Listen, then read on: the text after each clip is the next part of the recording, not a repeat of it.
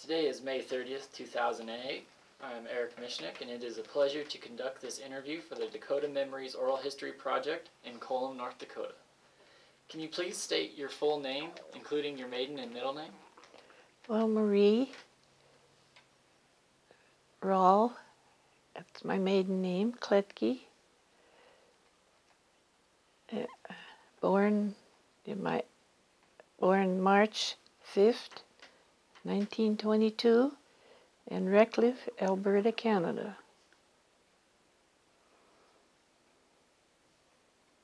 And was raised mostly in the Marycourt area.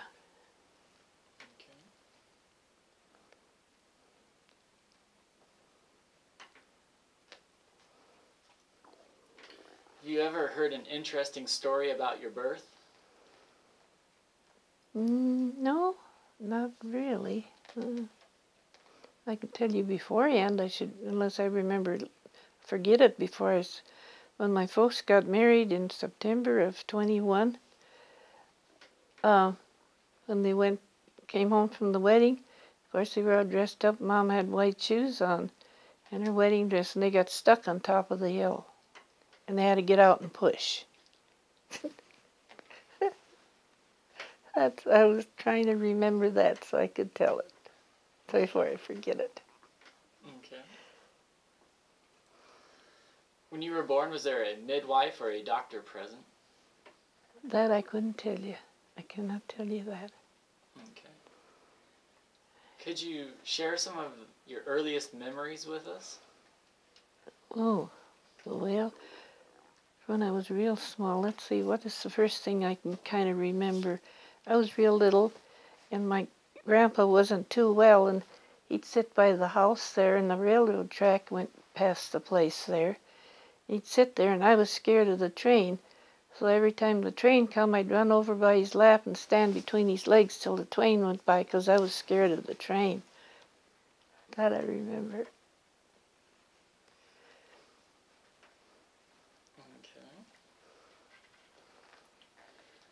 You've already told us a lot about your extended family,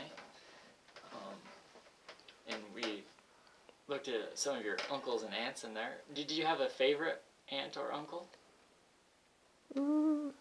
Let's see, no, I don't think so really. I liked them all, you know, they were all good to me, and I was the only one in this family, and then, of course, then they had to spoil me a little bit, and yeah. I had an uncle, my mother's brother, that he was always sending me something or doing something for me, and I've got some of those little souvenirs. In fact, I got a little postcard when I was maybe in the first grade or something, and it's a picture on the outside of a little boy climbing a pole and a duck underneath, and grabbed his pants, you know, and had a hole in it.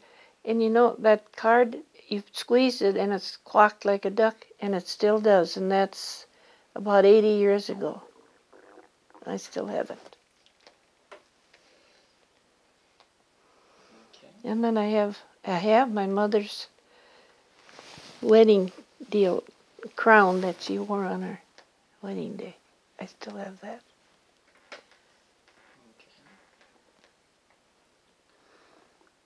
Could you tell me about some of your cousins? Oh gosh, where shall I start with them, Marv? Where shall I start with them, huh?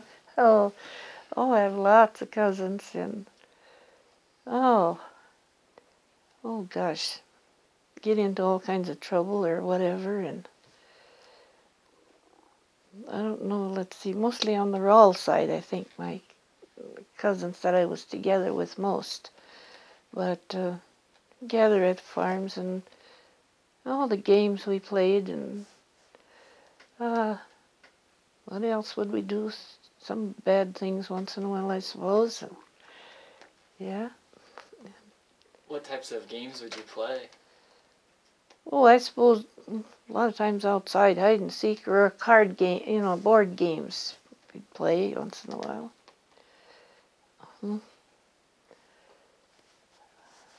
Did you have a favorite cousin? Favorite? Well, I suppose one, I called her Linda. I was there when she was born.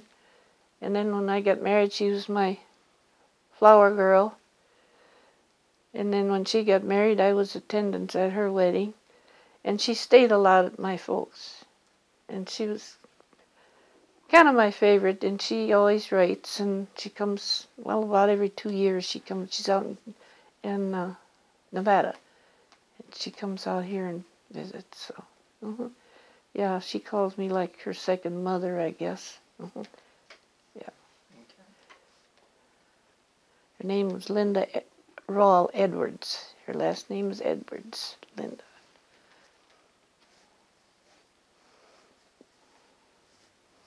You mentioned that you had large family gatherings before. Could you tell me a little bit about the large family gatherings? Oh gosh, Grandma's Rall's house was big, and well, like the front room, and there was a great big, I don't know, Grandma Rall used it for a bedroom, but it was supposed to be a library room or something. The men would be back in there. They'd be visiting or playing cards or something, and the women were back in the big kitchen. And they had these big long tables that they put together, and everybody would bring some food, and they'd cook some food there, and there'd be, like Thanksgiving, there'd be turkey and mashed potatoes and sweet potatoes and all that, and all the pies. And then the men ate first, and then the women would eat, and then by that time the kids were pretty hungry, and they wanted to get there too, so they'd eat there too. And then after dinner, everybody would either be visiting, playing cards, or playing board games or something. Before we knew it was time to go home. Like my folks would come out, it was a couple of miles or more. Oh, and horse and buggy. That's what, yeah. There was cousins there and uncles, aunts, and lots of old friends that they had come too, yeah. Nobody knew where to go. They'd come down to Grandma Rall's. With so many people there, where did everybody eat? Well, on the table they had made, I don't know, put several tables together or whatever. There was long, just like this, the length of this room maybe, a long table, and they all gather around there. Would everybody get to eat all together? No, the men usually came and eat together, and the women came and eat, and the last one was the kids.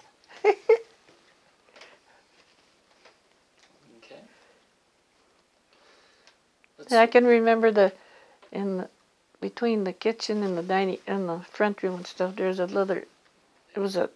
should be an entry, but it was a big room that went upstairs. But in there is where they had this telephone, those old time telephones. That was always a ringing. I can remember that.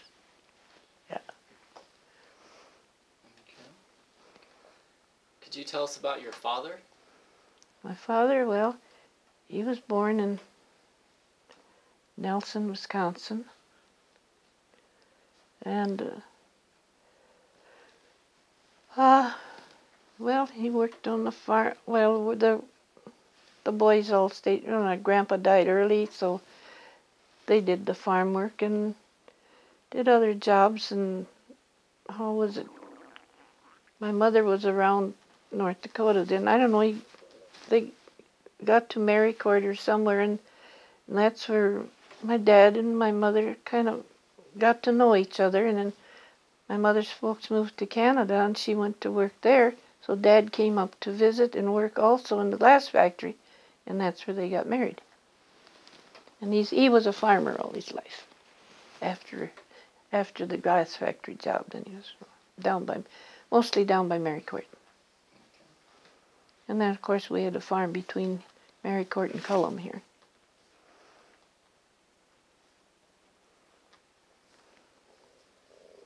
How did he express his emotions, such as fear or love? I don't know. Oh, mostly he'd talk about the funny things that happen in life. He'd tell about when he went to school, how they'd get there before the teacher, and they'd catch some birds and put them in the stove was cold, but there was all that soot and stuff in there, and when the teacher opened the door to go start the fire, the birds come out and there was soot all over the place. Things like that he'd tell about. And then he'd always try to tell me different things and help me at home. I can still remember, you couldn't remember the multiplication tables, and this one I couldn't remember so well. He says, well, 8 times 8 fell on the floor, and I picked it up, and it was 64. And I always remember that. I can still hear him say it. Or when he'd go out in the pasture to get the cows or something, he'd either be whistling or singing, and the song was, what was it now? Oh, Marvin, no, I don't remember. Red Wing. That was his favorite song, Red Wing. And he'd always take me to school and when the weather was nice, it was a horse and buggy. In the wintertime, it was a sled. Well, it was kind of a deal he made himself. When he cleaned the barn, to haul it out in the wintertime, he'd clean it off with some straw in it, and I'd get in there and cover up with a blanket and take me to school.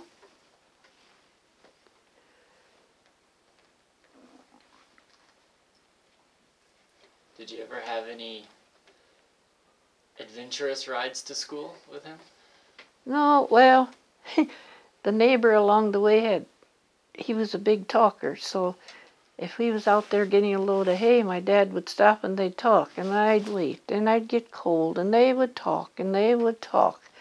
I was never going to get home. That was one of the adventures. So.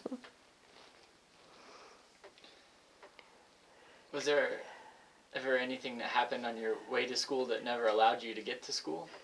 No, not really, but a couple of times I was supposed to walk, because it was a time when the field work was busy, and I was like 2nd, 3rd grade at that time, but we had a neighbor between the schoolhouse and where the folks lived, and they were kind of rough characters, and they had a mean dog. So I'd start walking home, and they'd sent the dog after me. And I'd start running home, but the dog never got down to where I was, but I was scared. Didn't want to walk anymore.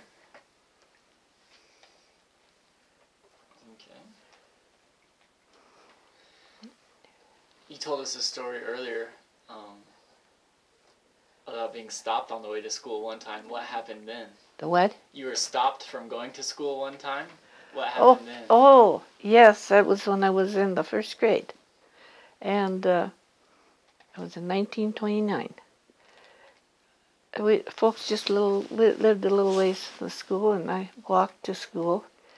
And I got to school, and the teacher said, I'm going to give you a note, and you take it home because there's no school today. And when I went in the schoolhouse, on the teacher's desk was Band-Aids, Mercurochrome, and bandages, and all this. And it had been that during the summer, the school board had built a new chimney on there, and the old bricks were left laying in the yard. And when these bigger kids came to school, they took these bricks. Some were in the barn, and some were out of the barn, throwing bricks at each other through that window. So they had to get the school board together and the parents together to get it all straightened out. Yeah. Okay. I still have pictures of some of those characters that did that.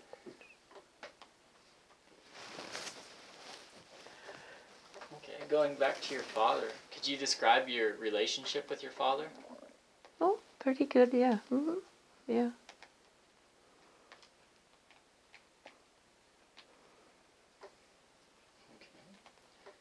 How did your father cope during the hard times? Well, they just keep struggling. It was rough. It was tried their best, and I know one time, I was a little bigger. There were so many gophers around, and I'd go hunting the gophers and save the tails. You sold the tails in the fall. And I was always counting the tails and how much money I'd get and what I was going to buy. And what ended up, when I got paid for them, the folks took the money and bought a sack of flour for the winter. That's how they got their flour for the winter, from the gopher tails that I had. Okay. When, where, and how did your father die? Oh gosh, well, he was, I think he was 89 if I'm right. No, I got it written down. I think I gave you that. And, well, he had kind of a heart problem, I guess you'd say.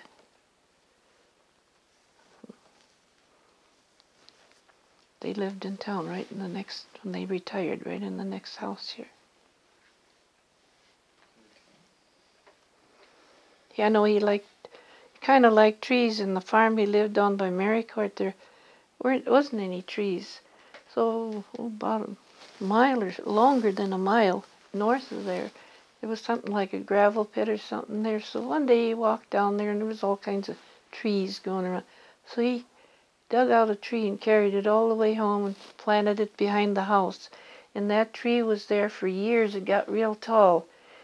The buildings weren't there anymore, but you could see that tree from a distance, and I always knew that's where we lived, where that tree was. Okay, let's turn to your mother. Could you tell us about your mother?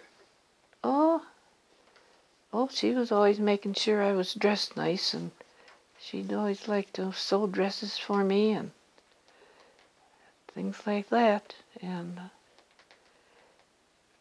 she had a camera, or she'd borrow a camera. She didn't have one, but she'd take pictures of me. She's a big picture taker. That's a lot of her pictures that I have here that she used to take. And she taught me how to cook and sew and stuff like that. Yeah. She always wanted everybody be neatly dressed. One particular thing that was in the 30s that I remember was people didn't have anything, and there was always somebody robbing something or stealing something, you know. And this one particular time, the folks had gone to town in the horse and buggy, and then when they came home, it was during the night, I guess, during the night it happened. And somebody had been at our place and stole chickens. There were only a few chickens left in the chicken coop. So after that, Dad says, well, they come again, I'm going to fix something. So we had from the house to the chicken coop, I don't know, it was a rope, I think.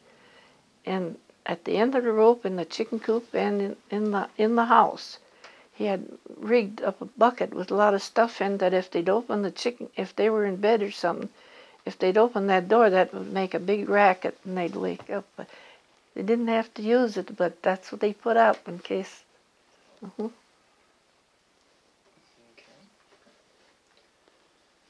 When and where was your mother born? Between Fredonia and Cullum.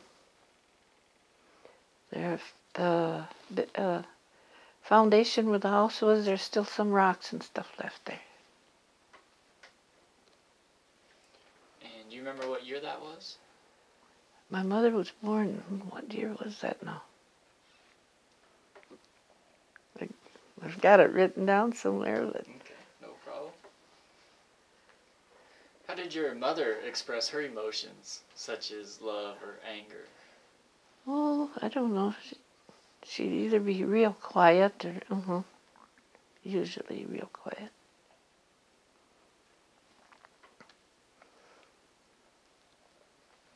Okay. Could you describe your relationship with your mother? It was good. Yeah, we'd do things together a lot of things together.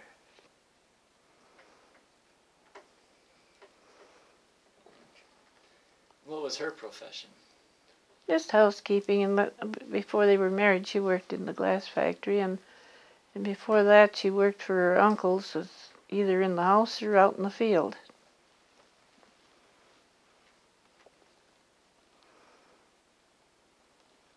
She liked gardening. She had always had a nice garden. Okay. Then of course, she helped my dad out in the field a lot. She was the one that wanted to be up on top of the haystack and stacking the hay.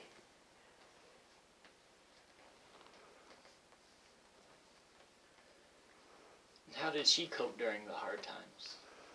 Well, you'd be surprised what, she'd have to work hard to get food together, but make sure that the flour, she made a lot of things out of flour, cooked things, baked things.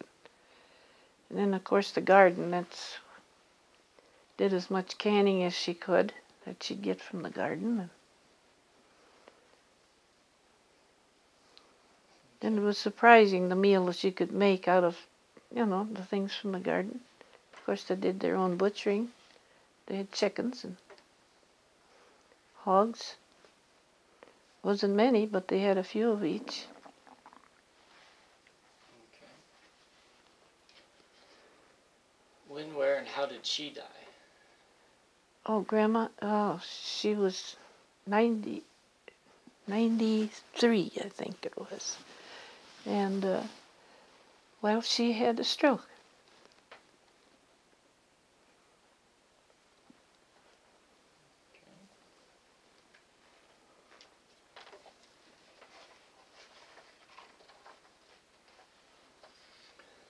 Who was the parent that was more strict of the two?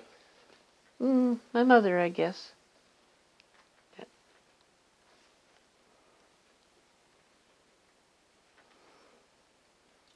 How would they discipline you when you got out of line? Well, I just got some privileges taken away, or you go sit in a chair and you just sit there.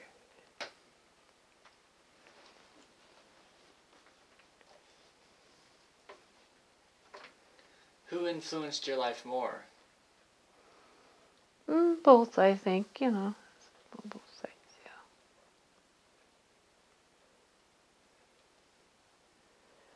My mother was more of the serious kind, and my dad was more on the comical kind of way.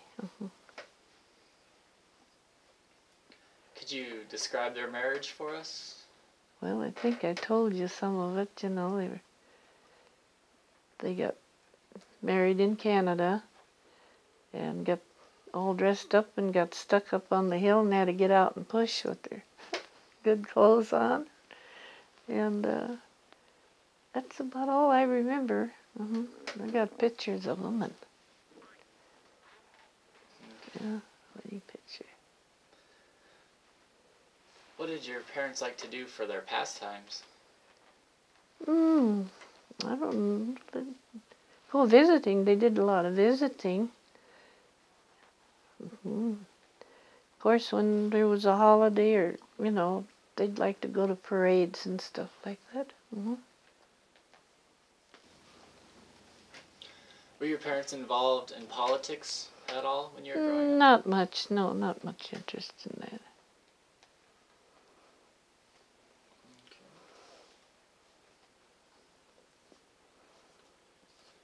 You were an only child. Mm-hmm. Do you know why your parents didn't have any more children? No, well, Mom had lost a couple of miscarriages, but that was it. They didn't have any more. Okay. All right.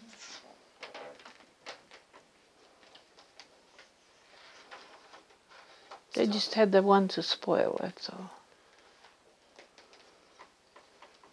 Let's turn to your daily life a little bit growing up. Can you tell me about the house that you grew up in? Gosh, let's see. Well, there was a couple of houses we grew up in. The one I remember most was the one by Mary Court. It was a cold house. And in those days they didn't insulate, and there was just the big boards on the side. The house wasn't even sidinged.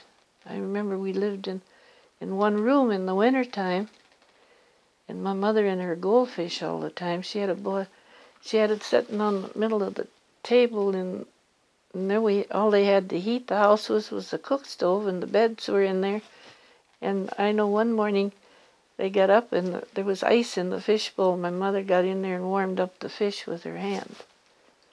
That was what that house was like. Where did your mother get her goldfish from? Oh, well, I don't know where really. I suppose in a store somewhere. That I can't even tell.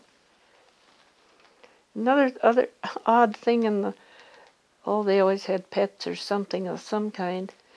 And this one summer, I don't know, petted a chicken, a little chicken, and it grew up. It was around the house all the time. And next to the house was an old, elaborated entry-like thing. The door was open. They usually kept the coal in there or something for the winter. And this dumb chicken would always come in there and sit down in that entry there. You could pet the thing. And then come summer, it was growing up, it was a hen. And the door happened to be shut on that old shed. And finally she kept going back and forth. What does she want? Mom opened the door and she jumped in, and there was sort of the folks had a buggy that they drove in. They had some blankets or stuff that they always laid on the buggy to sit on. She jumped up there and laid egg. Every day after that, that chicken would come to that entry there and wanted to come in and lay the egg.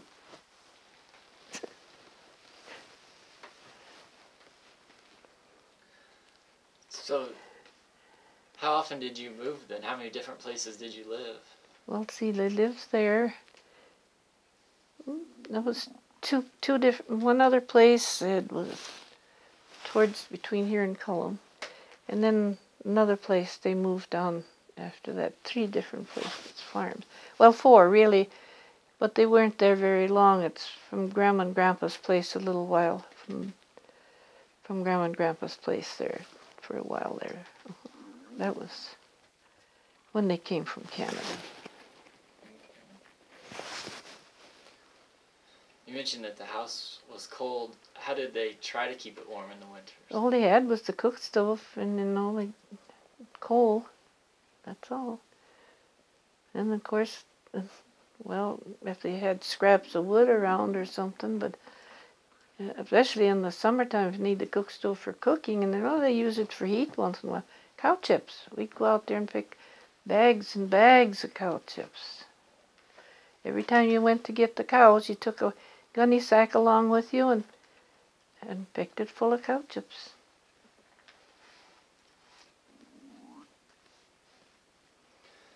Did they do anything to try to keep the house cool in the summer? No, not really. Open the windows, I guess that was it. One thing I remember about these windows, there was one window kind of in the front room. Well, there was just one big main room there. And every year, come spring, early summer, there was a big spider web. I don't know why. It was always, every year, it'd make a big, outside the window, and there was that great big spider. Was it the same one? I don't know, but I'd stand there and watch him make the web, and that was kind of an interesting subject.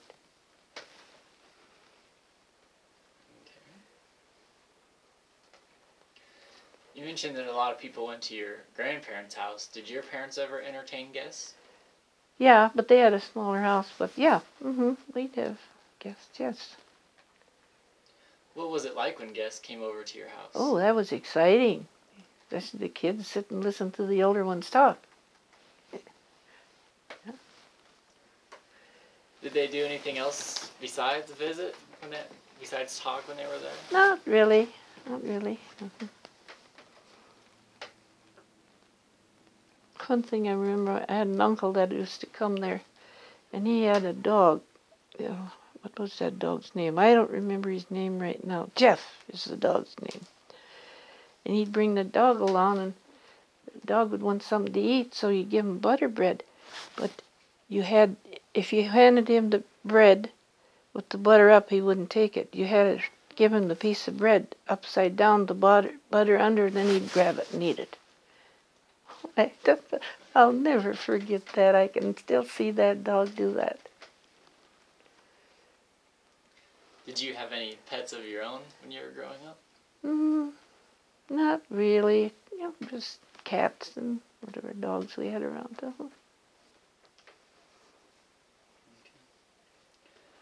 What language was spoken at home? English. Mostly. The folks could speak German, but it's always English. How did your family feel about speaking German? Oh, I guess they thought, you know, they try to keep it up a little, and we're interested when they can speak to their older, you know, relatives that spoke German. Okay.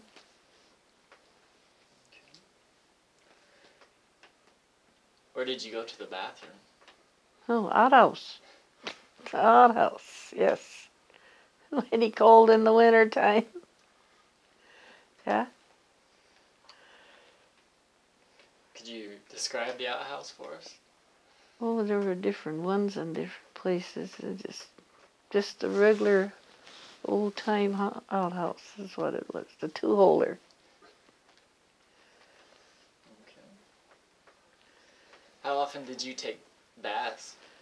Oh, that was once a week. Oh, yes.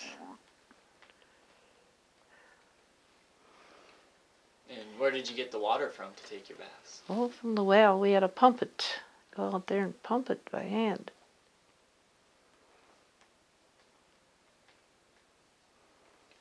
And how did you heat the water once you got it back to the house? Well, we'd have to get the old cook stove going and put it on there.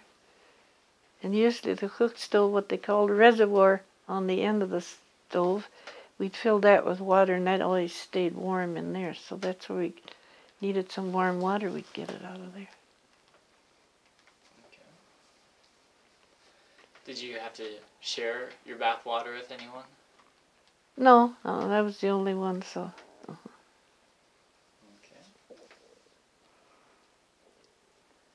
Did your mother make her own soap to use? No, she didn't make her own soap.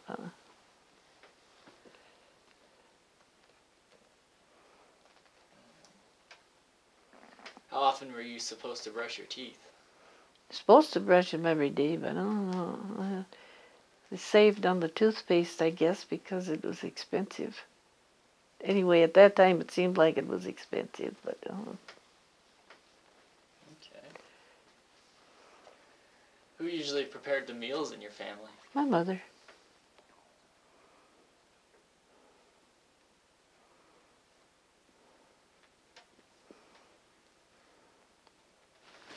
Where did you store the food to keep it? They had a sort of a dirt basement under the house, and that's where they started.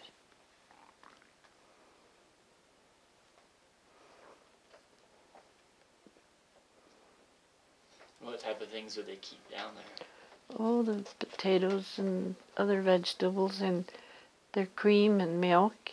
They milked cows, and they had the separator. And then they'd put the cream down there in the cream can and the milk separately in jars or buckets.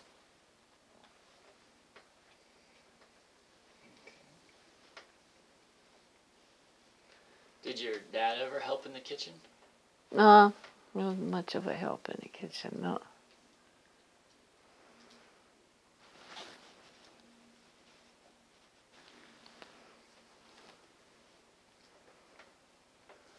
Where would your family eat their meals? Well, it was all in the kitchen. The table was in the kitchen. That was it. Kitchen had the stove and the cupboard and the table and chairs, and I guess that was it in the kitchen. Did you have a special seating arrangement at the table? Oh, yes, well, everybody always sat down in the same place to eat. Just a habit, I think. Did you say a prayer before you ate? Sometimes. Do you remember any of the prayers? Well, the only one I knew was a German one. And I was little then, so it was Aber lieber Vater Amen. What does that mean? Gosh, I don't know how to repeat that now.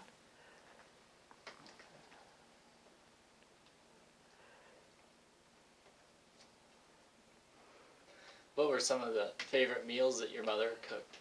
I don't know. I always think she always liked to make cheese buttons and lettuce salad. Go out the garden, get lettuce salad, make lettuce salad. And then the special meals was when there was a piece of cake or pie. That was interesting. Didn't get that too often, but.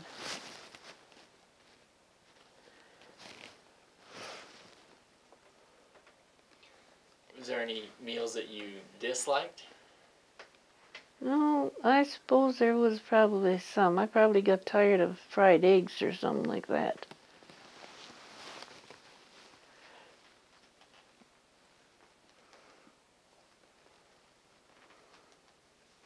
What were some of the traditional German dishes that your mother prepared?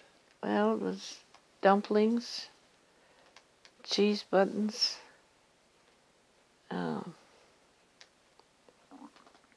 what else was it? No, she didn't make Knäfle, because she didn't care for those, but strudels. That was the German ones. Did you ever have to help your mother in the kitchen? Oh, yeah. Peeled potatoes, and I didn't like to do that, but I had the peeled potatoes.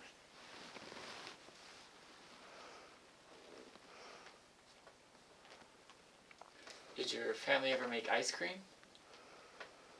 Once in a great while, but they had the old, to make it you had a gallon bucket that you put into another bucket that had ice in it, and you kept turning the bucket with your hand till it. So we didn't make it too often, but once in a while we'd make it. What kind would you make? It was plain vanilla.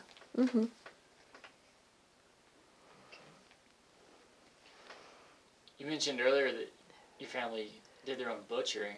Can you describe a typical butchering day for us? Oh gosh, well, the neighbors usually they helped each other at butchering. You know, one maybe knew how to kill the animal, and the other one knew how to cut it up, and then if one family didn't have a sausage stuffer, the other one would borrow it from the next family, and they'd make sausage.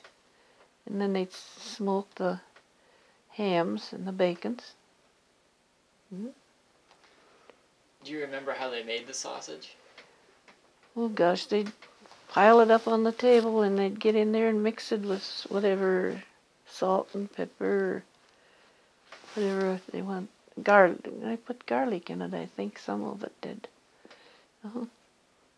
Yeah. They'd mix it, and then they'd go fry a little bit and see if it tasted right. If it didn't, they'd add some more to it and keep trying till they figured it was just right. Then they'd put it in the sausage stuffer.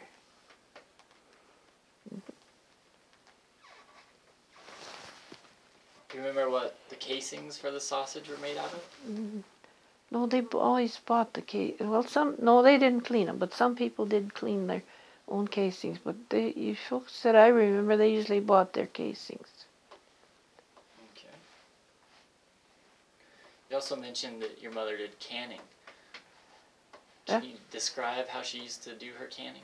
Oh yeah, well, it was a lot of pickles and string beans. We'd sit there and have to cut the string beans, and first it was picking them, and then there was corn, and we'd have to scrape the corn off the cob, and peas or whatever there was. Beets. My mother loved beets, and she'd pickle a lot of beets. Had that. That's what we can. And then sometimes when they butchered chicken, she'd can chicken meat, because we had no freezers at that time, so everything was canned. Okay. Did you have to help out with the canning? Oh yeah, I suppose wash the jars before. After you washed the jars, then how did the canning keep going? Oh, well, my mother would fill them, the jars, and then he'd put them in. They had, not canners. Well, some had canners, but Mom had a wash boiler. that she'd put on the stove, and she'd put all the cans in there, and so many minutes they'd have to boil, or hour or two or whatever. And when they were done, well, take them out. Made sure the covers were tight. Okay. What was your family's attitude towards alcohol growing up? No, we were against that.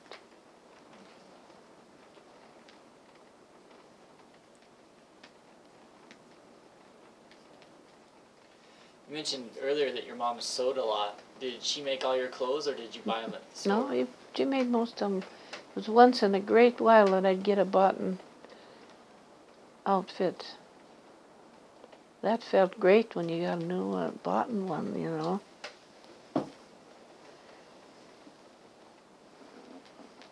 It isn't too many years ago that one teacher I had, a third grade teacher, she'd always write to me. And I remember, I think it was probably the last letter I got from her or something. And she'd mentioned in it, she says, I still remember how your mother always dressed you up so nice for school. What types of clothes would you wear to school? Oh, well, cotton dresses that were trimmed with lace or whatever, and well, yeah, there was always a sweater or something if there was a button one. Yeah. Okay. Where would you get your shoes? Oh, well, we bought it at the local store, Mary Court.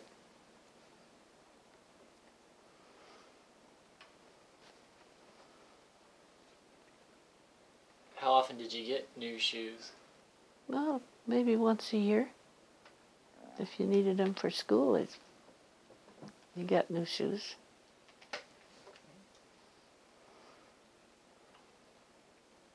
Where did your mom get her material to make your clothes?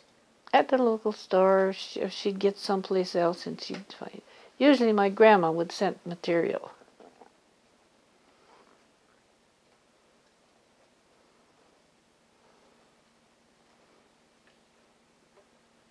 Could you tell us a little bit about the embroidering that your mom did? Yeah, she did. Yeah, I still have pillowcases and things that she made or crocheted around, and I used to do a lot of embroidering. She taught me how to embroidery, and I still have samples of where I kept them, where I learned how to sew.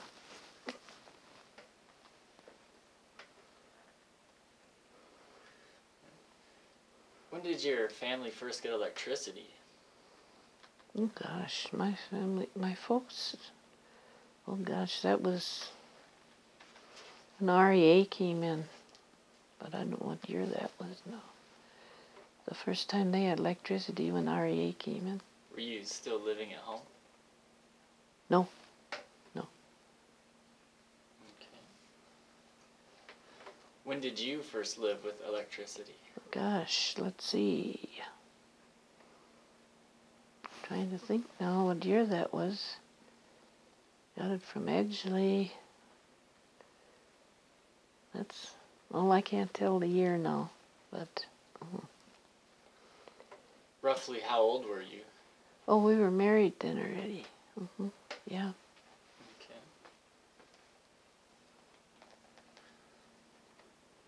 When did your family get its first car or truck when you were growing up? Oh gosh, gee. I must have been, I'm trying to think here now. I probably was in the 7th or 8th grade at that time when Dad got his first car. He bought it from Albert Ernst. And I think I still got a picture of that first car. Do you remember what kind it was? No, that I can't tell you.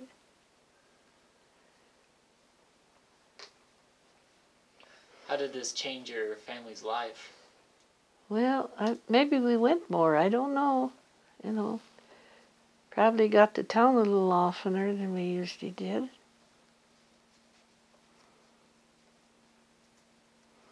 Oh, Mom and I, especially my mother, that made sure that car was cleaned inside. It was valuable.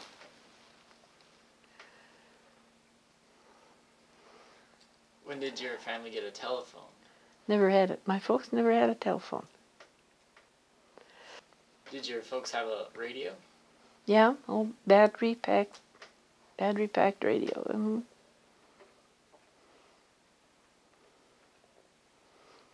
What types of programs would you listen to on the radio? Oh, gosh, there's lots of them. Perkins. That was one of those my mother would always listen to, Mrs. Perkins. And, of course, the news and the weather. And we wouldn't have it on too long because you wanted to save the battery. Because otherwise you'd have to have the battery charged up, and then you were out of radio for a while. We had to take the battery to town to have it charged up. Would you gather around as a family to listen to the radio? No, not really.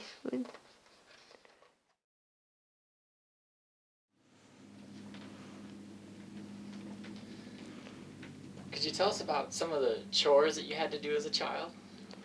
Oh, chores, okay. I'd have to carry in the coal for the stove and wood and gather the eggs and probably close the chicken coop at night. And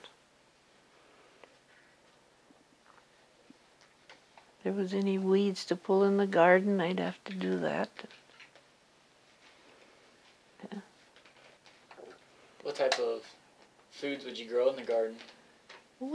Mom had all the vegetables: peas, beans, carrots, onions, potatoes, pumpkins, watermelons, just about everything you could think of. Then it was in the drought in the 30s, and she'd take little cans and she'd kind of pound a hole in the middle and put a nail in there, and they'd fill the cans with water. See, the nail would just be big enough to close the hole a little bit, and the water would slowly seep down next to the plant. Okay. Did you have to help clean the house? Oh yeah, I had dusting mostly. That was the dusting, which I should be doing now. Did your father help with cleaning the house at all? No, he wasn't one for that.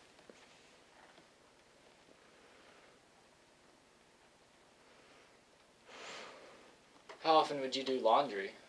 Oh, once a week. Monday was laundry day. Always laundry day on Monday. And where would you get the water to do the laundry? From the well, or else they'd catch, if it rained, they'd like to catch rainwater.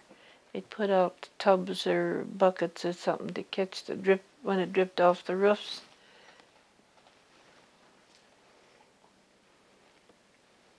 And how would you wash your clothes? Washboard. The tub and the washboard. And then they usually had a wringer, and I had the chore of turning the wringer to get the clothes through. Where did you get the soap to do Mom that? bought it at the store. P&G soap. I know that's what she used. Yeah. When the clothes were clean, where did you hang them to dry? On the wash line. Clothespin, which I still do. What about during the winter? Well, they'd put a rope across the room in the house and hang it on there.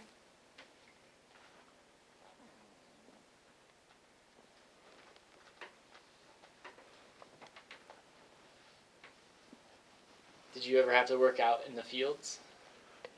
Shocking time when they shocked grain. Then I'd go out there. Could you describe shocking for us? Well, you shocked it by hand. A lot of people would use a fork, but I could never use a fork. I couldn't work it, so stoop over, bring down the shock, and put them together till you had so many together. And then you go to the next one and carry the water jug with you and stop and get a drink once in a while and go shock some more and carry the jug to the next shock. Were there any chores that you enjoyed doing? Mm, I don't know. It just, it was just come naturally. You just gradually went and did the chores.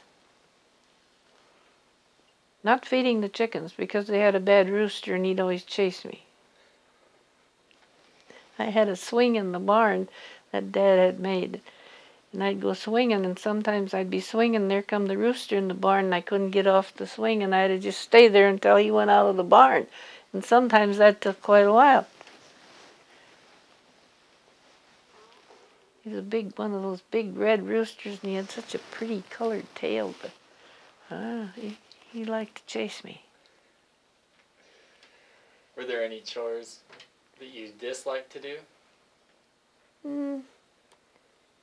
Well, let's see, no, I don't know. Maybe if I had to go help carry feed to the pigs or something like that, I didn't care much.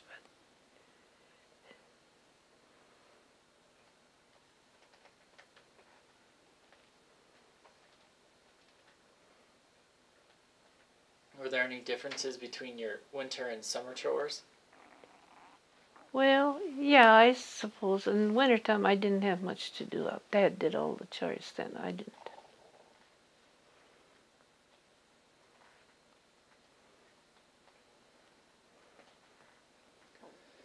Were you ever hired out to work for a neighbor or a relative? Yeah, I worked out for different people. It was a couple of days or a week or something, and whatever they needed help in the kitchen or taking care of the kids or something like that. Were these usually neighbors or relatives? Relatives usually.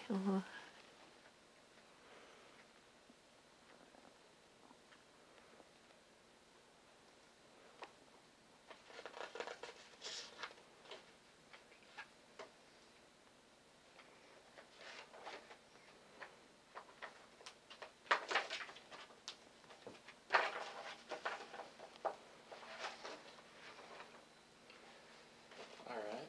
We already talked about work, so let's talk about play a little bit. What type of activities did you do for fun? You mean when I was smaller, or when you were growing up? Growing up, I don't know. Go visiting, or sometimes we'd go to dances, barn dances. You've never heard about those. You didn't. Years ago they had the dances in different barns. People had these big barns, and anybody played. Anybody could play accordion or guitar or something, and it was just more of a fun thing. Or we go to neighbors and play board games and stuff like that. How often would people have these barn dances? Usually they were on Saturday nights.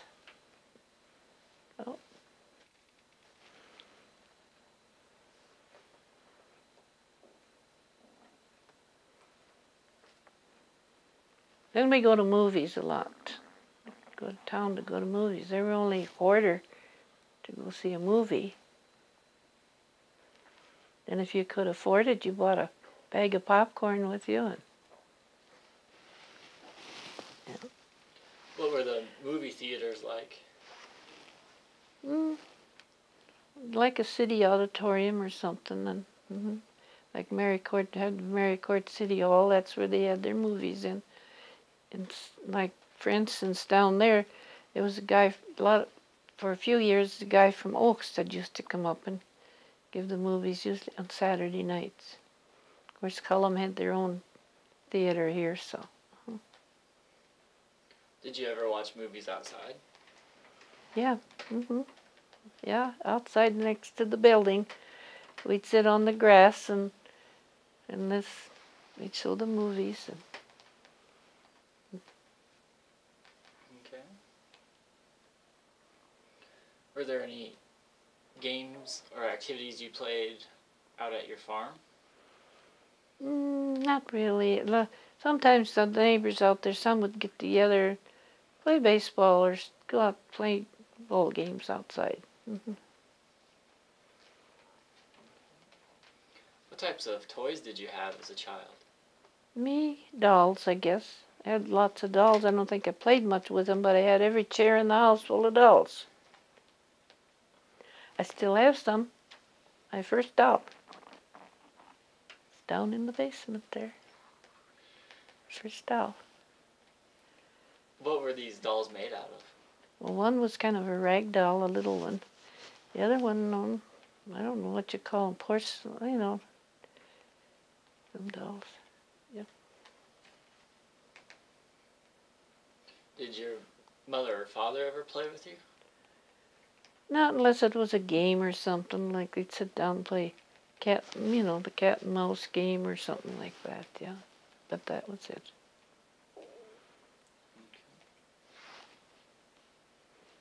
Did you ever play with the farm animals? No, it wasn't much for farm animals. I was always afraid being kicked or something with a horse or cow or something like that.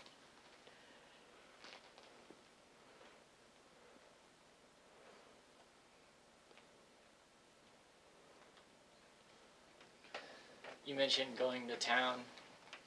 Do you have any stories about any of your relatives going to town? Well, horse and buggy or the sled in the wintertime. Went to town, and like this particular time now, I was thinking here, we went to Marycourt and folks had the horse and buggy, and my uncle, he had Model T, and as we were turning the curve to go to town, they passed us coming from the farm. And when we passed up, we looked up at the top of the car, and there was a turkey sitting on top there.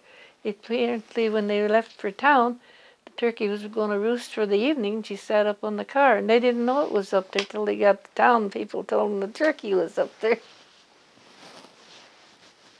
Yeah. So. And then, of course, there was that time my Uncle Tony, well, it went, I think it was Cullum, and, well, he liked to tinker with cars and stuff, and this time he bought a long pole, and my dad was sitting in the back seat, front seat. Mom and I was in the front seat, yeah, and Dad was in the back seat. And he put that pole across the car, through the doors. And then he went through these country roads that had these country bridges in, He went through there, and then he didn't make it, And when he went through there, that pole through there cut the back part of the car off, and there was Dad landing in the back, and Mom and I in front with Tony. And when he got home, his wife said, "Well, you always wanted a one-seated car." Oh, yeah. And then going to town, I remember a lot of things. Those years, you'd get stuck in the mud on the way to town or something like that. I remember going out on the highway out here. I taught school way down south there at the Wirtz farm.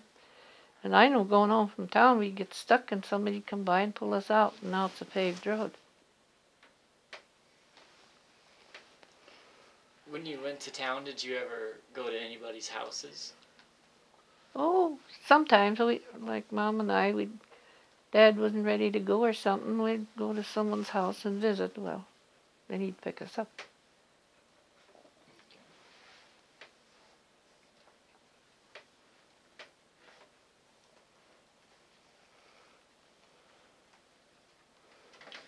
All right. Let's move over to religion. How important was religion during your childhood? Well, it was harder to get to church. You had to drive the horse and buggy and go into town, so you didn't always get there. How often did your family attend church? Oh, I don't know, just a few times a year, and at Christmas time, the Christmas programs and so forth. Until they moved up here and got the car. Then is when we went to church. Then we went to Cullum, the United Methodist Church, and we still belong to that church. In fact, 2nd of June, It was be 62 years ago when I was married. The 2nd of June it would have been now 62 years. Were you ever in any of the Christmas programs? Oh yes, oh yes. In Marycourt, the church in Marycourt, and up here. Do you remember any of the roles you had? Well, it was a big long poem or something, you know, singing with the Christmas songs with the rest of them. Mm-hmm. Did you ever attend any country churches? No, it was town church. What were the seating arrangements like at church? Well, to begin with, I know it was Marycourt, it was chairs, you know, and eventually they got benches, you know. Mm-hmm.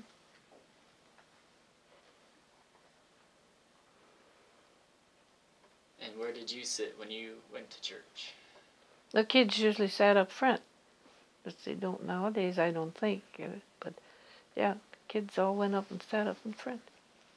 And then where did your parents sit? Well, usually Dad on the women's side, men's side, and Mom on the women's. The way we used to do it years ago, women sat on one side and the men on the other. Okay. Were you baptized or confirmed? Yeah, baptized in church in Canada.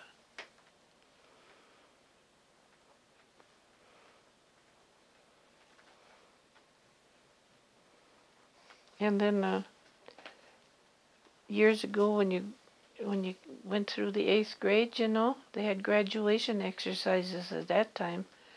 And I remember it was in the Marycourt Church that they had the 8th grade graduation exercises when I graduated from the 8th grade. Then they had speakers and so forth like they have for high school graduations now that they did then. Did you have a celebration after that? Well, some did. They had, you know, went to the houses and had lunch or whatever. Mm-hmm. Okay. Were you confirmed? No.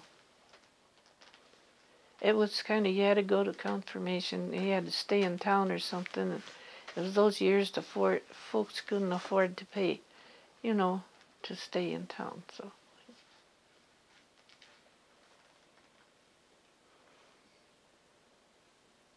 Were you able to question religious teachings when you were younger? Do what? Were you able to question religious No, teachings? not really, but I'd read up on it, you know, if there's reading material for it, I'd read up on it.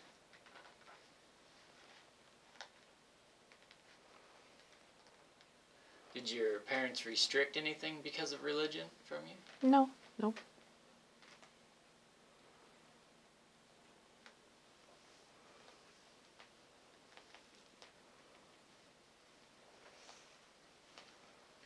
Did you ever have a special dinner after you came back from church?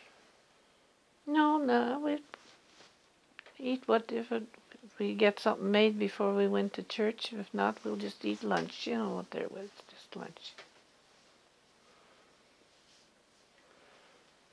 Then we'd done with dinner, well, we'd probably go visit somebody or somebody would come to visit with us. In those days you never called, you know, on the phone, are you home, we'll come over. We just got in the vehicle and drove to wherever we were going.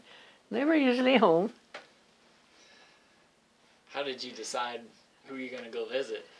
Well, I don't know, I guess, let's go so-and-so. We hadn't seen him for a long time, or, you know, or so-and-so wasn't feeling good. Maybe we should go over there and see how they're doing. Something like that. What language was used during your church services? English. You showed us a picture earlier of your grandmother's funeral, right? Yeah. Can you describe what a typical funeral was like back then? Oh, something, I don't know, should we say similar like today, but more serious. I think they were more serious in those days about conducting funeral.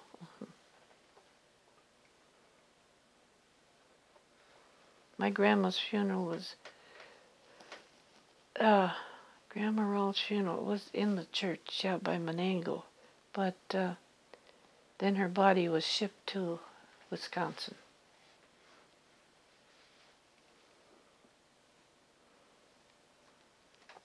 Did you go to very many funerals when you were younger? Unless it was a relative or someone real close. So.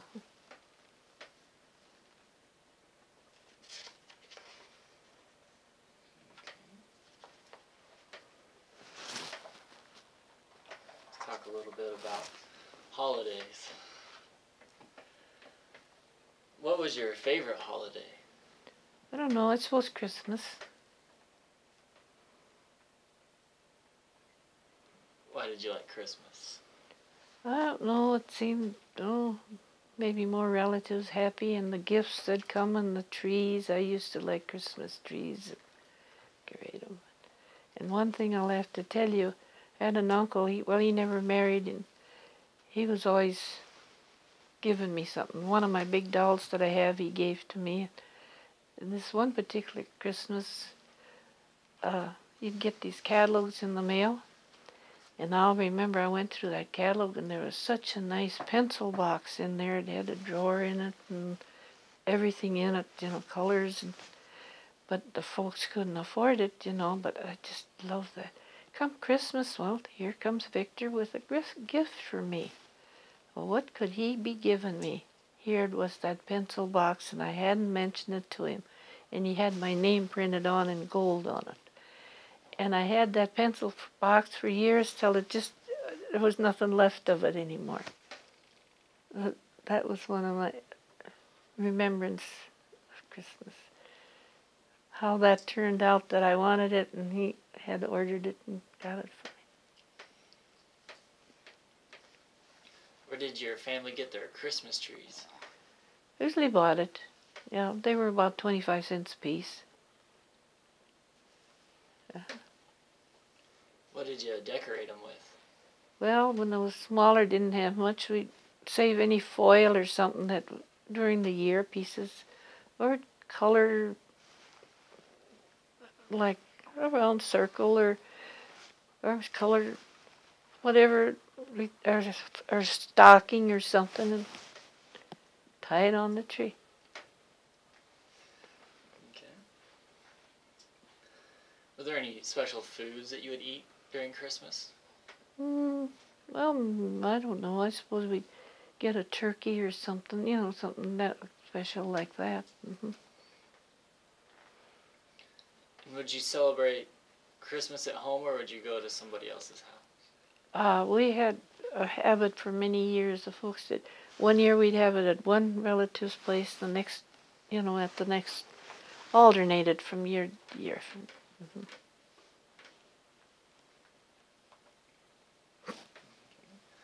Did your family celebrate Easter? Oh yeah, yeah. Of course we dyed Easter eggs. Yeah. Yes. Could you describe what a typical Easter was like for you? Well, then we had of course we had the Easter eggs and anything for spring foods, potato salad and foods like that. A lot of times angel food cake, and that was a treat.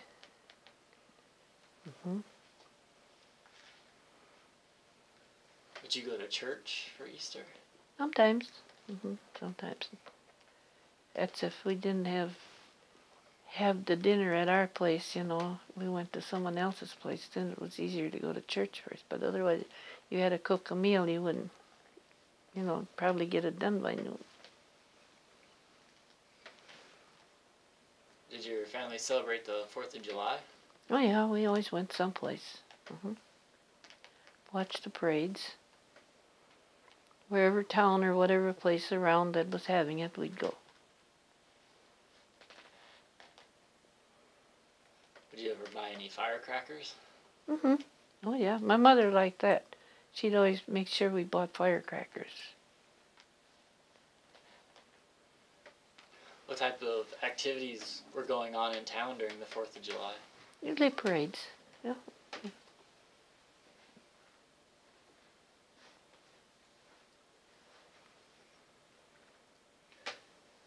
Did your family celebrate birthdays?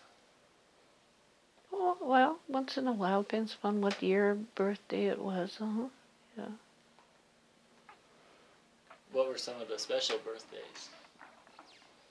Oh, let's see. I suppose 50th and, those even years.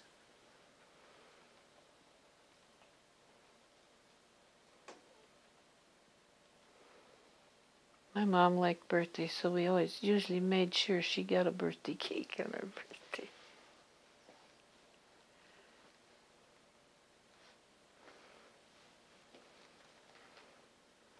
Did your family celebrate Halloween? No, unless we went trick-or-treating, but that very seldom went for that. Where would you go trick-or-treating? Drive to the neighbors. But that was very seldom that we did that.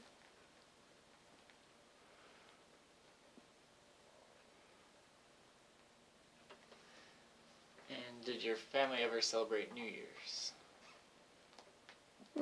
Once in a while, but, this was it. You mentioned the Dirty Thirties and the Great Depression a couple times. Could you tell us a little bit about that time period? Well, I know I was smaller then, but I know you couldn't buy this or you couldn't have that, and like harvest time, well, the grain, I think that it was so short they could not always cut it, They'd go around and around until they'd get a grain box filled with, a header box, they call them header boxes, filled with that. And I remember riding in one of those header boxes, and there was so many grasshoppers. I'd be standing up in front, and there was all these grasshoppers. I'd catch them and squish them. And but I know the grain there wasn't much there. The grain. Did you ever experience any dust storms? Well, there was always, I know the ditches sometimes would be filled with sand. Just blew the topsoil right off and into the ditches and filled them. And the fences were filled with thistle. And a lot of times the farmers would get these thistles before they got where they were still a little green and save them for feed for the cattle. And then they'd put some molasses or something on top of them so the cattle would eat them.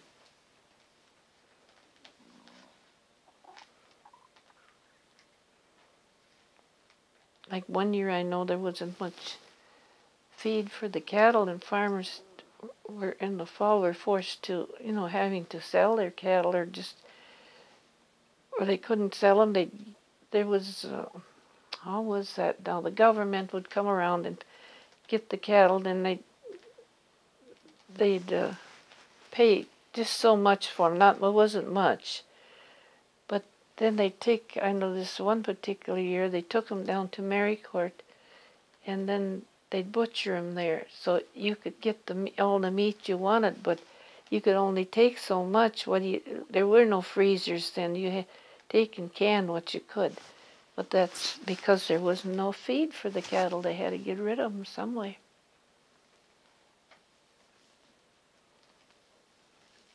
Did any of your family take advantage of any of the government programs, such as the WPA or the CCC?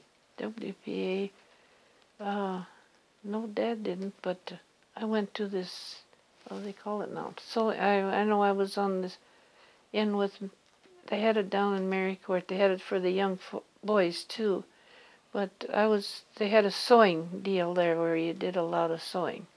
We girls would bring our sewing machines and we'd sew.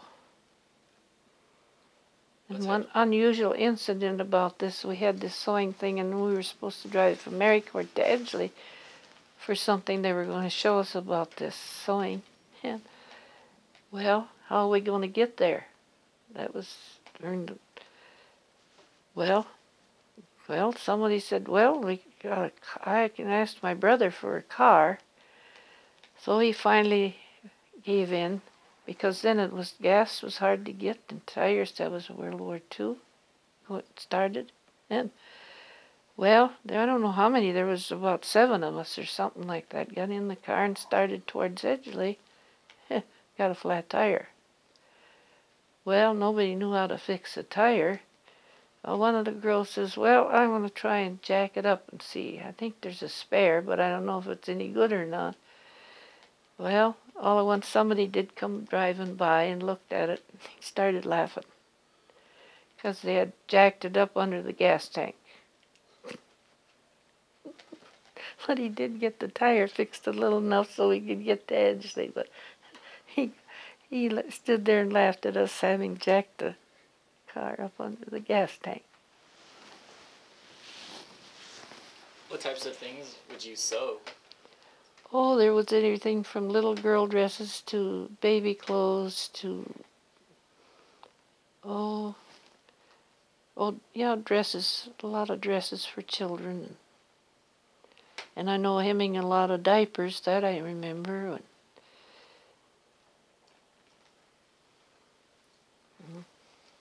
How much did you get paid to do that?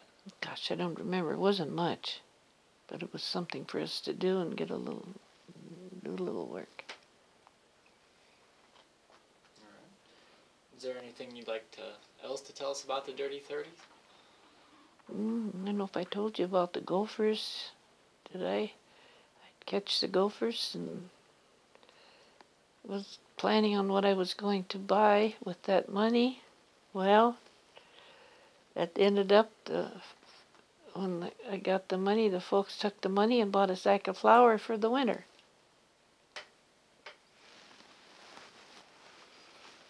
Okay, you mentioned that gas and tires were short because of rationing during World War II. How else did rationing affect your family? Well, you didn't drive as much. You got stamps, and you used up the stamps. You were out. You didn't. That was for sugar too, and what else was it now?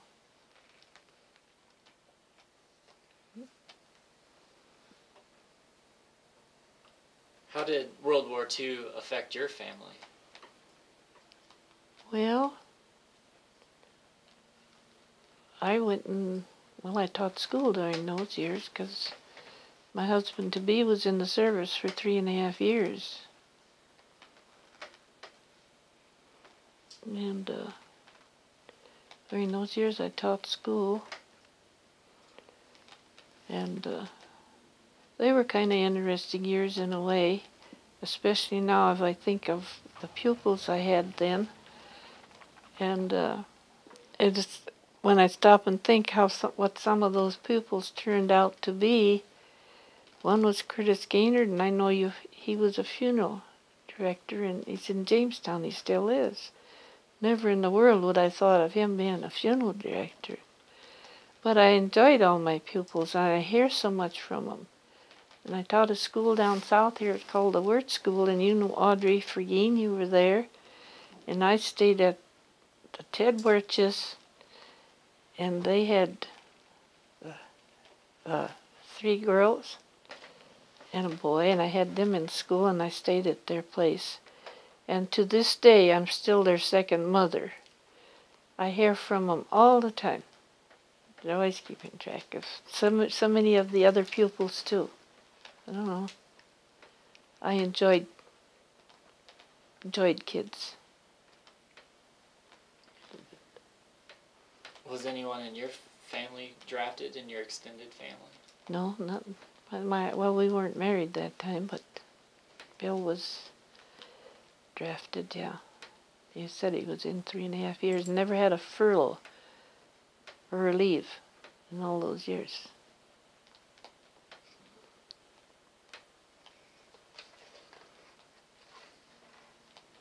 Okay. Switch over to an environment a little bit.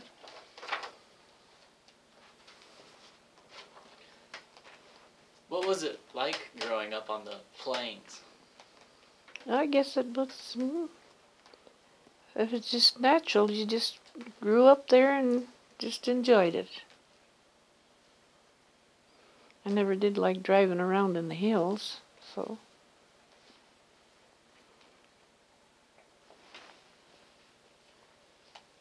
What did you find beautiful or enjoyable about growing up on the plains? I don't know how to say it. I just kind of enjoyed everything, I guess. It's just what you did, and that's, if you made it enjoyable, it was. If you didn't, it just wasn't.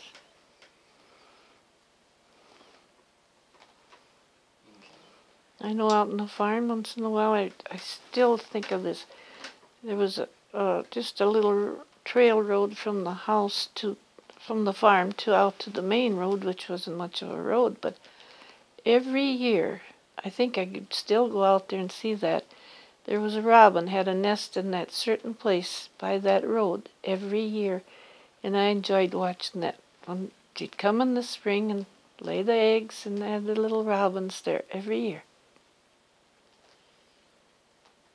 You'd find all kinds of enjoyment out on the farm if you look for it. Were there any other animals that you enjoyed watching? I don't know. Can't think of that now. But I enjoyed all the different flowers that would come up in the pastures, and yeah.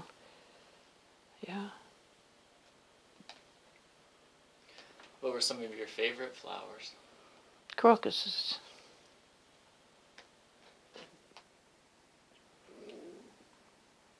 Was there anything that you found bleak or unpleasant about the plains? Not really. I enjoyed everything. I was outside.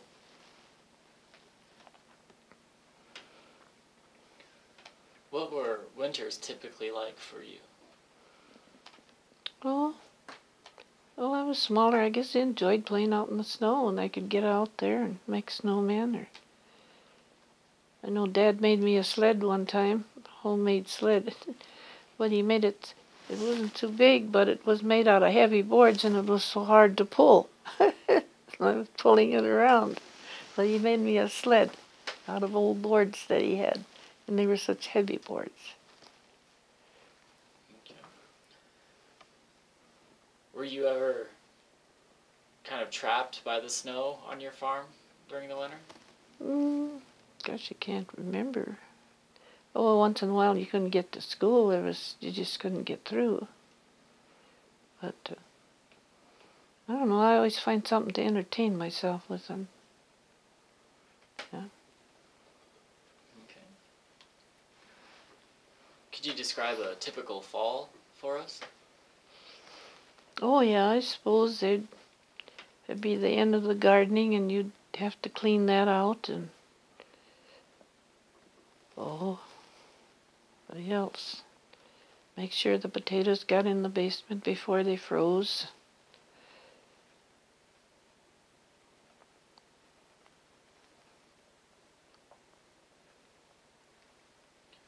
What was a typical summer like for you? Busy, I guess. Busy. Oh, I'd always find something to do. What type of things kept you busy? Well, like I'd say, working in the garden, and baby chicks, you'd have to go out and take care of the baby chicks and feed them and make sure they got water. And any water you wanted, you had to use the pump handle to pump it.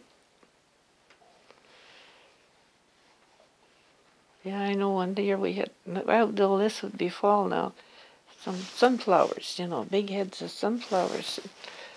And we laid them up on top of a roof of a little building so they'd dry up so we could use them. Come out one day, the birds had got in. That was the end of those sunflowers, nice big heads of sunflowers. What would you use the sunflowers for? Oh, we'd chew them. Yes, if you wanted to, we could soak them in a little salt water and then let them dry. They'd be just like these you bought in the store. Mhm. Okay. Could you describe a typical spring for us? Well, that was always busy. We had plants in boxes started, and we'd get them ready out there, and then we'd set the hens to hatch chicks. We'd set some hens on eggs, and I was busy with that. Cleaning house, then you cleaned the house. Then when spring came, and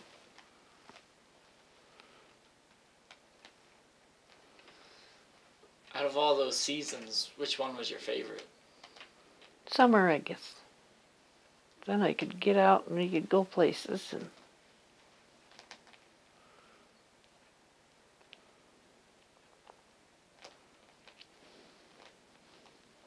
What types of places would you go to? go to the neighbors or relatives, or just I could just drive into town and something like that. Okay. Like one time we went to town in Marycourt, and I think this was on a Monday, I'm not sure. And during that night, there was a couple of grocery stores, and in the back of outside by the stores where we hitched the horses on, and then we went in the store from the back. And here the night before, the store had been robbed. But I was smaller then. I pay much attention. The store had groceries on one end and clothing on the other, and I was interested in the candy part. But I knew there was cops and stuff on the other end of the store. And then afterwards, and kind of understood it, that the store had been robbed. And I've got a write-up about that. I saved the newspaper where the writing is in. I've got the writing about that robbery.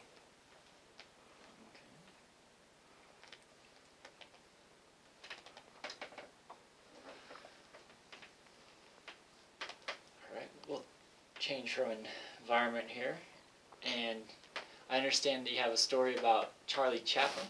Mm-hmm. Well, when my mother was younger, they lived in Canada, and she worked in a cafe or restaurant there. And then next to the restaurant was a hardware store and a mortuary in the back. And next to that was a kind of a theater-like thing owned by Charlie Chaplin. And he used to go over and eat in the cafe, and my mother would wait on him. And then sometimes she'd go over and he'd sell tickets. She'd have to take the tickets. And he wanted her to work in the theater with him, but she didn't want to do that. And, well, he worked there, and then he also lived with his mother. And when his mother passed away, then of course she was in that mortuary back by the hardware store. And after that, every time he went over to the eat at the restaurant, he'd be reminded of his mother. It bothered him going past that place there, that hardware store. So then he left Canada, but my mother waited on Charlie Chaplin. What was your most stressful childhood memory? Most stressful, let's see.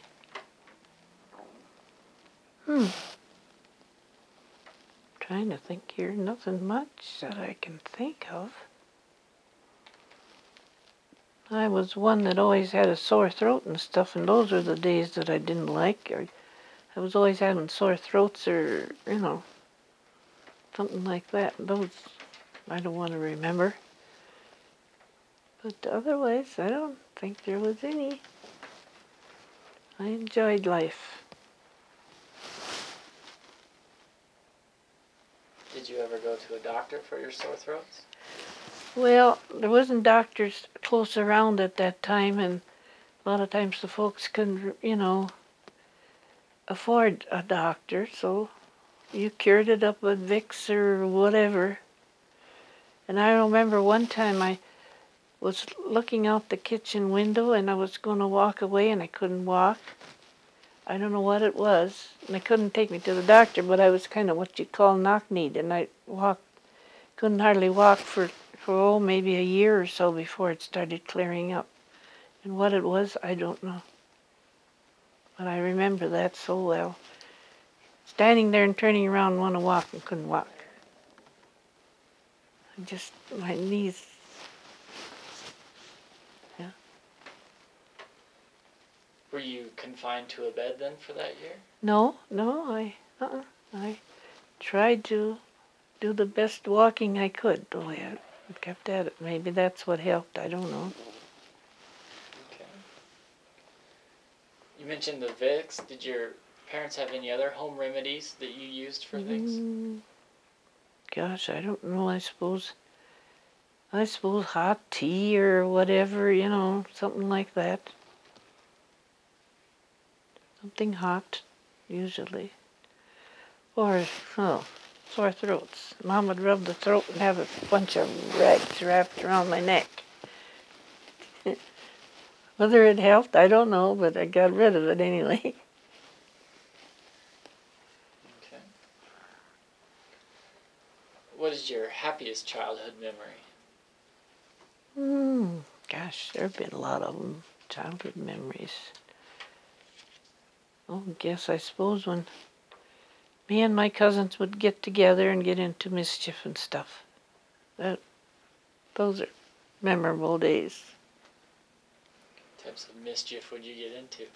Oh, I don't know, I suppose.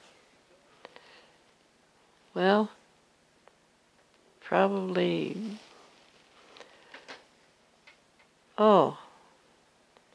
maybe not mischief. Let's see, how shall I put that? Probably wearing clothes you were not supposed to wear at certain times, and maybe trying not to wash the dishes, and stuff like that. You'd get mischief, kind of put them some on the side so you wouldn't have to wash them, things like that. Yeah. Yeah. Or empty out some food that you didn't want to eat,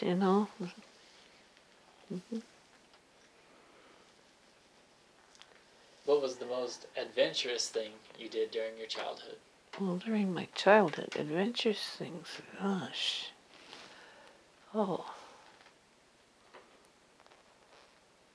I don't know. I suppose I was the only child, and I suppose the adventurous thing was trying to entertain myself. Find something to do. Trying to be another person or a couple of more persons and talking different language or something like that.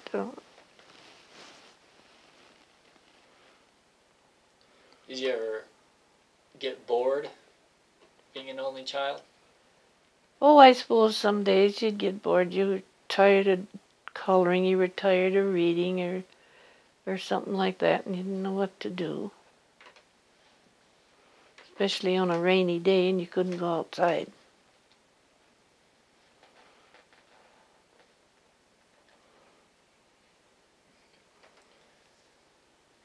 Is there anything else about your childhood memories that you'd like to add? I don't know. I guess childhood memories. I guess I always enjoyed going someplace, or even when it was riding in the buggy, up front on a little box, but I enjoyed that. Getting away from the house because you had nobody to play with or nobody to argue with or, yeah.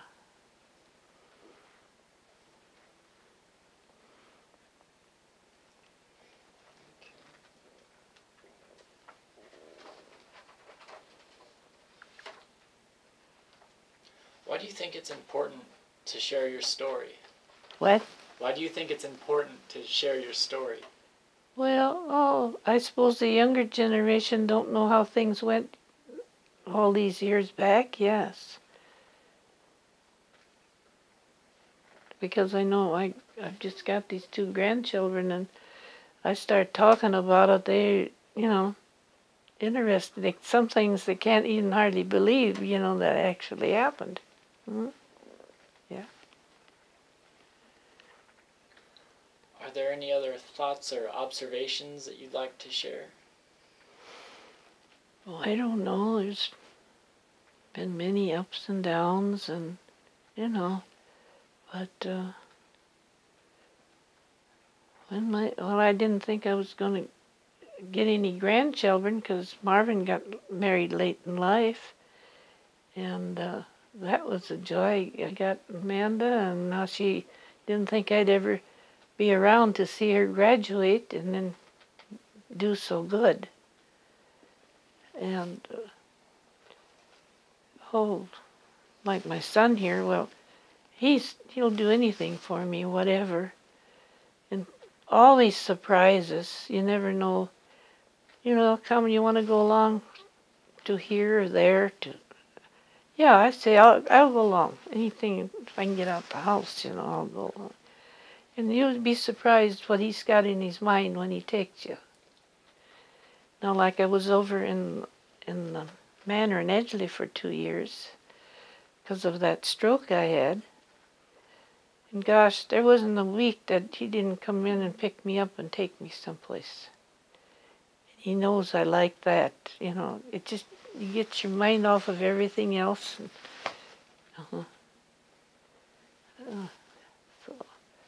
So I'm still here. How long I'll be here in this place, I don't know. But I was there 2 years. The only thing left was blind on this eye from that stroke. Yeah. And my other son, Thomas, is in Jamestown at the Alpha Opportunities. I was just up there this Rall last week, and one other day he'd had major surgery, but he's doing okay now. So I had him, well, he went to special education, the special eds that they have for these mentally handicapped. But I had him reading before he went to special ed classes. And how do you do that when you're working on the farm and cooking? I says, you do it with your work. I said, one time I'd teach him a word and another word, and first thing he knew all the words. And one time I ordered some different books, and one was Dick and Jane books, And after I noticed he knew the different words in there, he just learned one word or the other word. And I was out. I always did that now. For instance, I was out there snapping string beans. He was sitting beside me watching, and I handed him this special book. I said, here, look at this book, and I think you know some of those words in there. And I was working on my string beans. And yeah, he started reading, and he read every word in that book. And I says to him, Tommy, you know what you just did? No. I says, you read the book. Then it dawned on him that he had read a book, and after that he was so interested in reading. I'd hide alphabets on pieces of paper around the house, and I'd tell him, I'd work it in with my work. And that's, I guess, the way I taught school, too. I don't know, but like, for instance, I says, I want a pencil. I wouldn't say give me a pencil. I said, give me that long yellow pencil, or give me that red-green short pencil. I'd work that in with my work. And I enjoyed do that. I had different things when I taught school. For instance, I had, well, I don't know, he's such a good friend of mine now, but Donovan Fye, I had him in the first grade. And that kid loved birds so well that no matter what I was doing, draw me a bird, color me a bird. Well, I'd do it for him, but I'd work it in between these other lessons in school. And to this day, I had one picture that he had colored or something. I gave it to him. He was so happy about that picture that he drove over to his mother's house to show her that I had saved a picture of him with this picture of a bird. And then other things I did when they were good, I says, here's a color book when you're done. If you want to color in the color book when you got your lessons done, okay. So I'd forgot about that. And not long ago, I was cleaning out boxes of stuff and going to throw them away. I come upon this color book. And there I went through it, and there was Donovan Feige was in the first grade. Every picture in that book was colored, and it was about a bird. You know, you do things like that. I used to like to teach school kids.